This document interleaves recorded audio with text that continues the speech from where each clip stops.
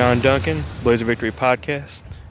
Darion, we just witnessed the 2023 UAB football spring game. We are recording this live on the field at Protective Stadium. Hey, you guys bear with us. We might get kicked out, but we're doing this for you guys. We're right here in the middle of the field, baby. Right. So, first impressions, Darion. I feel like, overall, obviously they didn't show a whole lot. This is still a spring game, so you're not going to be able to witness the whole offensive philosophy or defensive philosophy. But really, I think it's just a tale of two halves. Honestly, and this is something that you just asked Trent in the post-game presser, that, they got after it that first half. Now, second half, a little different. But I came away, the first half, the offensive line play I thought was good outside of a couple penalties and a couple sacks. But I mean, that's to be expected when you have to replace all five starters from last year. Granted, you bring a couple guys that had some prior starting experience, but I thought overall I was impressed with the offensive line play. Yeah, I was. I came away really, really impressed. So out there, you saw Quiz Yates at right guard. We saw Parker, the kid from Tennessee, at left tackle. Yeah, Will Parker. We saw at right tackle, it wasn't Badowski. Badowski was at Badowski at right tackle. And you had Eli Ritchie. And Eli Ritchie at left guard. So in our center was Brady Wilson. Yeah. And they looked big. They looked physical. They were man-on-man for the most part. And, guys, they're going against Drew Tuazama, who looked like a monster out there. Fish McWilliams. I tell you what, Tuazama, there was one series that he made like back-to-back plays on, and he was in that backfield. I said, man, that dude, and that's something that, going to spring practice, like, he looks bigger. He looks stronger, more athletic this year. Like, that dude's going to be a beast. Defensive line, they look really well. Kendall Johnson, the guy from Tennessee State. Yeah. He was running with the ones, him and Michael Moore. Both of those guys, they look really good out there. Michael Fairbanks, Joker Gill was out there some. They kind of had they're deep on the D-line. They are. And I came away impressed with linebackers, but we'll get to that. We're going to come back around to this offensive line. I know that was a big question mark. Yes. And, guys, I came away fairly impressed with them. That's at least that first half version. The second half was... Yeah, I think you got to kind of throw out the second half because... Let's throw that out. Yeah, everybody seemed kind of confused, but I agree. I came away impressed. Offensive line play.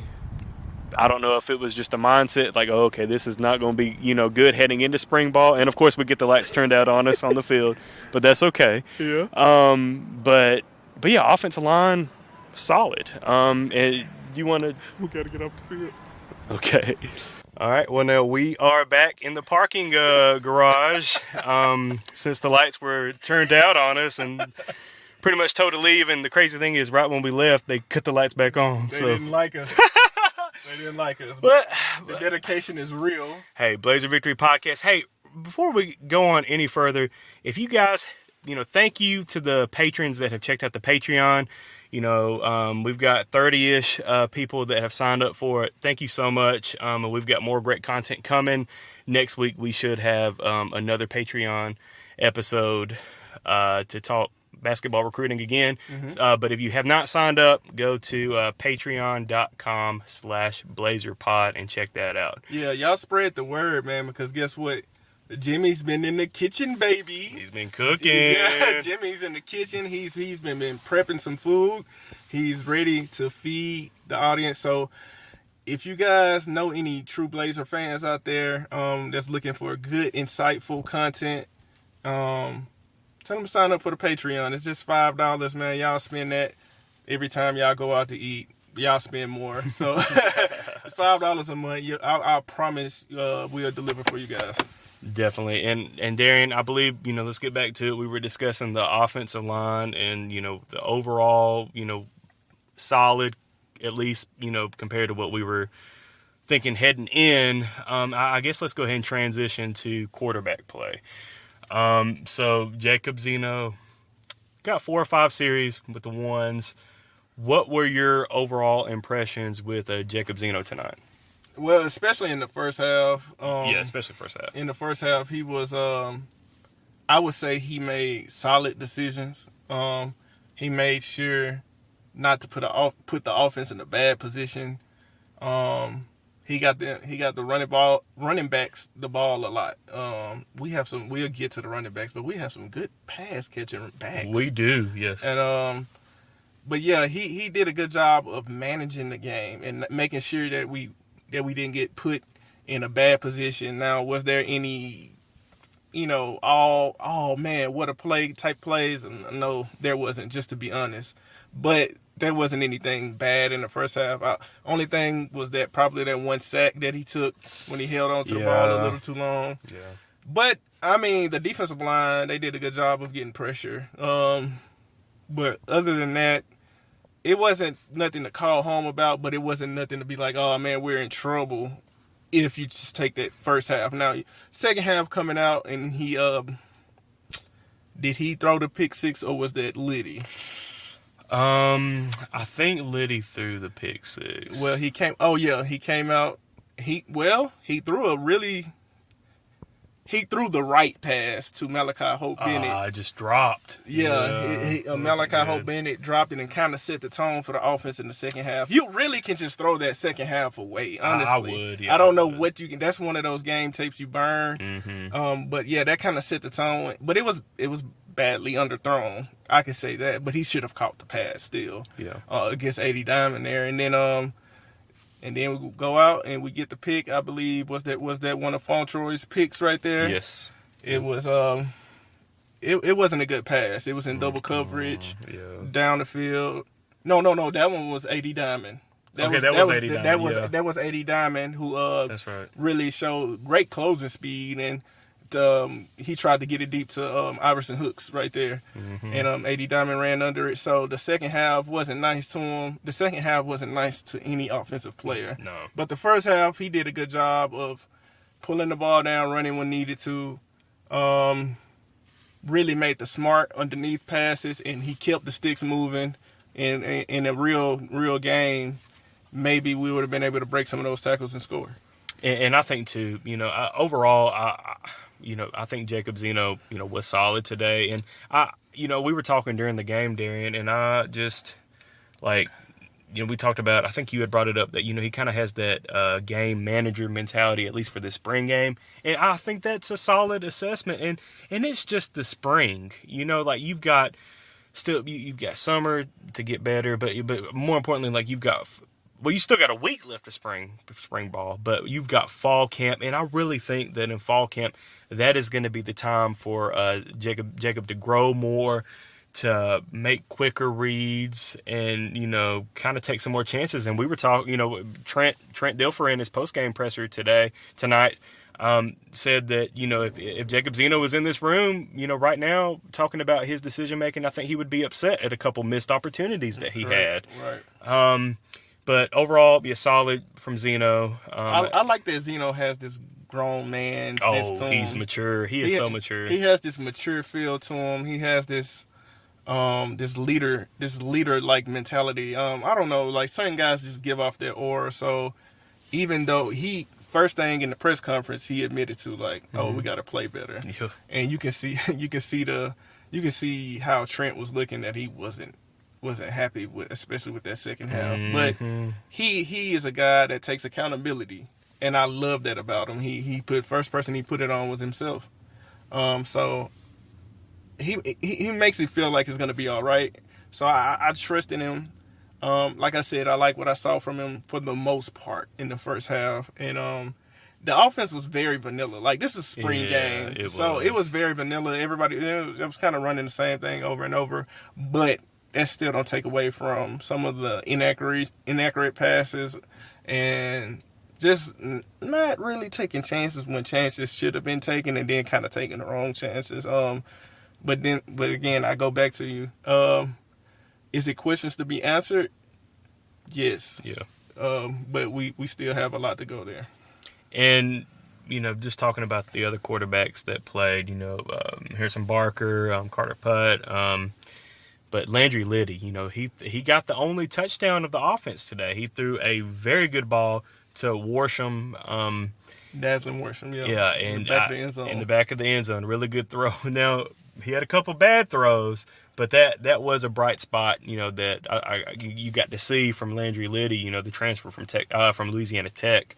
I thought he looked good on that pass. Now, granted, I think it was on like a 4th and goal from the 2 that he threw that. Yeah. So how about, how about that play call, man? 4th and goal from the 2, and you're not, I don't want to say anything that's going to get me in trouble. Yeah, but hey, I love the play call. Right. Being aggressive, throwing I think it was a slant pass, but threw it right where Worsham could catch that ball, and very, very pretty touchdown.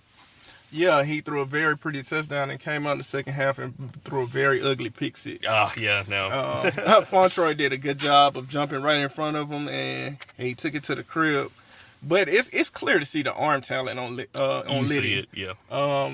Liddy is very accurate, and he has a zip to the ball. He does. Once he puts it all together, like I think this offseason and camp is going to be really good for him. But once he puts it all together, I think he's going to be money. It's just like, and then Trace Campbell. Yes. He showed his athleticism. He had some good passes too. He also had a pick but he got tipped up in the air.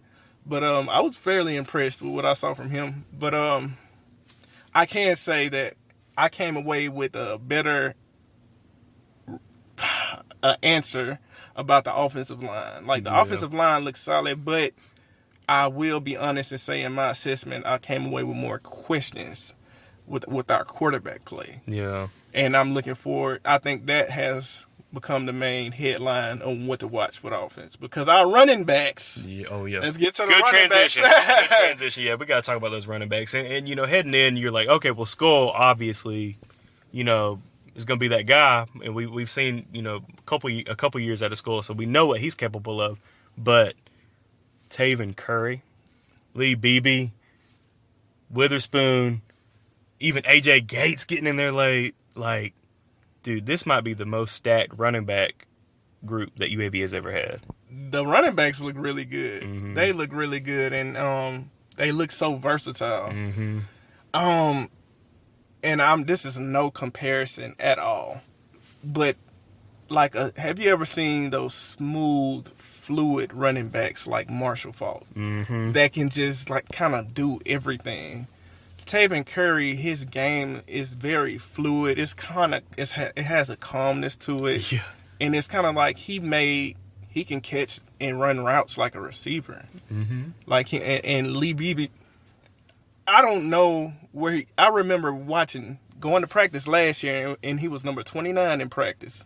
I don't know if he's still 29. He's still 29, yeah. I was like, we saw him make a couple runs, and it was kind of like, all right, they got the 3s, the 4s in. And then after like the 5th or 6th good run, we were like, man, who is this dude? Who is this guy? And it's cool to see someone when you translate who is this guy, like, okay, he's got potential. I remember us saying like, hey, man. But it's so cool to see when they put it together. Right. Into where it's like valuable. So now we saw him out there make some good cuts, finish with power, catch a couple passes. Like, he was versatile. So it is cool to see our running backs. Lee Witherspoon had some good runs. We didn't even have to run School much to be effective in our running game. And it's so weird to say this with Debo leaving. Yeah. But, our running backs look really, really good. And I'm glad you brought up the catches from, that Lee Beebe had, Taven Curry had too. But, like, that's something special that, I love that this offensive approach is, we're not just going to hand off the ball to our running back 25 times or whatever. We're going to use them in the passing game a lot more. Right. And I feel like, with Lee Beebe and, Taven Curry, what we saw today, and of course Skull. I mean, Skull, I think he only played a couple series, but, we already know what he's capable of. But you go back to these hands, from Curry and from Beebe, like, that is great, and you can use that into having a versatile offense. And I really do anticipate, Alex Mortensen and Trent Dilfer kind of using that going forward. We're not going to hand the ball off 20 times or whatever. We're going to hand the ball off a good bit because we've got these studs in the backfield, but we're going to motion them to the outside. We're going to tell Jacob Zeno or Landry Liddy that, hey, it's okay to check down to the running back because, hey, they've got good hands, and in space, they can work. And they can make plays. And it was good to see that we were deep at receiver. Yes. Malachi Hope Bennett ran with the ones with Fred Ferry and T.J. Jones. T.J. Jones looked extremely shifty out there. And you noticed too that he wasn't just getting pitches to right. He was in space. I think he had that 122-yard that he broke like 3 or 4 tackles. Yes, and this is against the ones on defense. Against the ones defense, and so it was good to see. And then we saw Mark Thomas out there. Yes. Fred Ferry ran with the ones. Tejon Palmer, I think, was hurt. Yeah. I believe he would have been with the ones, but he was hurt. It was Jordan Palmer was out there. We saw the Bryce Damons, and we saw J.C. Sylvie, the tight ends. We saw them get involved. Mm-hmm. It was good to see the love just really spread around to everybody. Dazzling Worsham got a couple targets.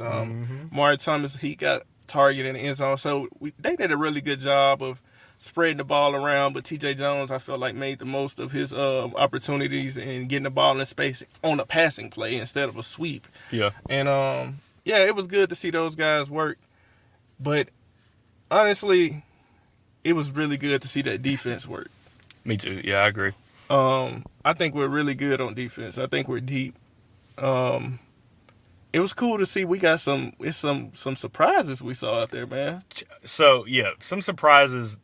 Charlie Good running with the ones. I know he's had some good practices. Ricky Lee. Ricky Lee he looked really good. Hey, good, man. Ricky Lee, he plays like that confidence. You remember us talking about him and his confidence when he still has it. He still that swagger. We talked about it.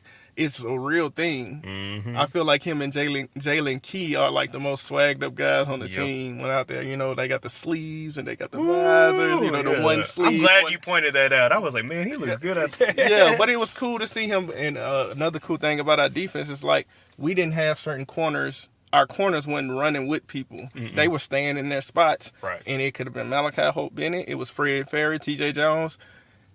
It was good to see the freshmen out there lining up with everybody. Yeah. Running with the ones and played really well. And 80 Diamond played well. 80 Diamond, good. I don't even think Mac McWilliams got tried over there. He's locked down. No way. Jalen Key and Damian Miller were the two safeties. Of course, we know what they can do. Right.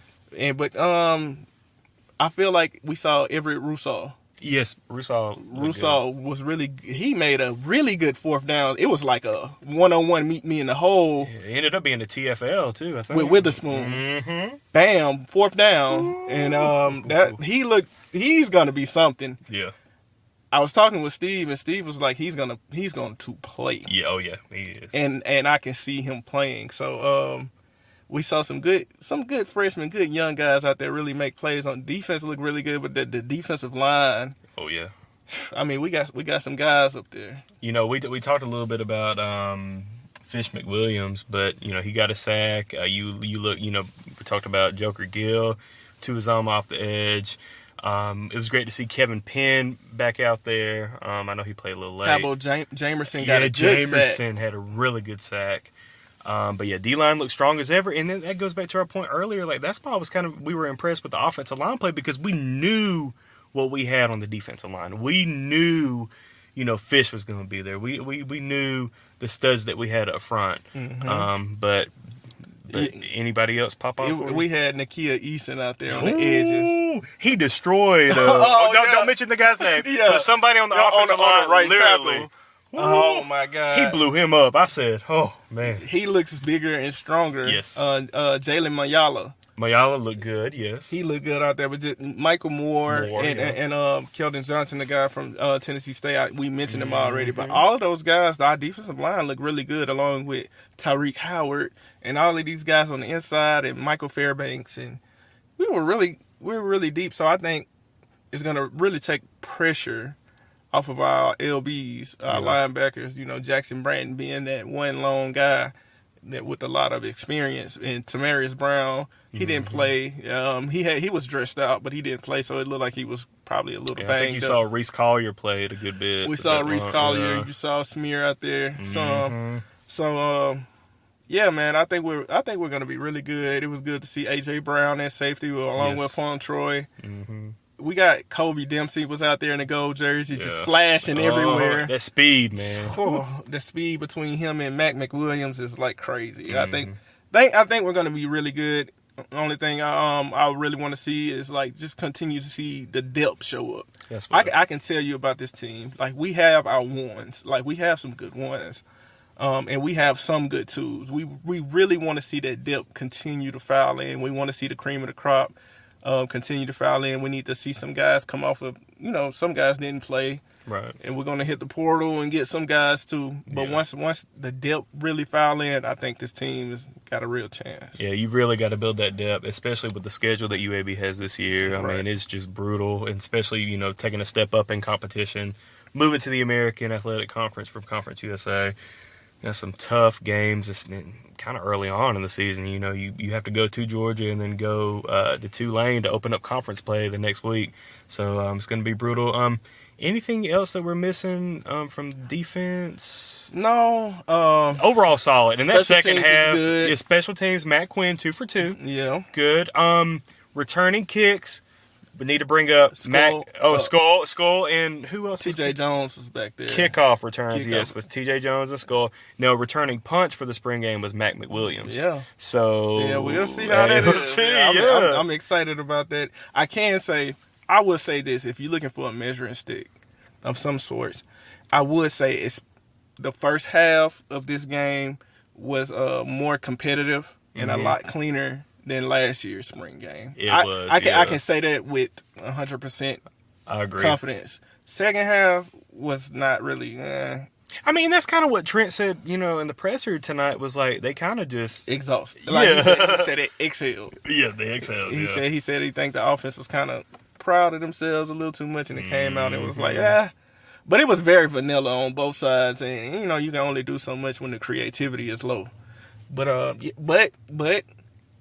that, like I said, if we comparing the first half of last year from the first half of this year, it was a big difference. It was, especially from a competitive standpoint, from a what are they doing standpoint. Right. Like, what are they trying to accomplish? You could tell. Yeah, excited to see what they do this last week of spring ball, wrapping it in, heading into summer. I think we covered hit all of our points. Yeah, in 22 or so minutes. So we're going to go ahead and get out of this parking deck before they end up locking the parking garage. My wife is going to kill me. Well, all right, guys. Well, we'll definitely, check out the patreon.com/BlazerPod. There will be a new episode probably Tuesday morning, just giving you guys an inside scoop, another update on basketball recruiting. We've got great things planned on the Patreon. Remember, for just $5 a month, you're going to get at least 3 episodes, a couple episodes each month of exclusive content. So definitely check that out again, patreon.com/BlazerPod. And we'll be back next time. But as always, Darion? Just Blaze, baby.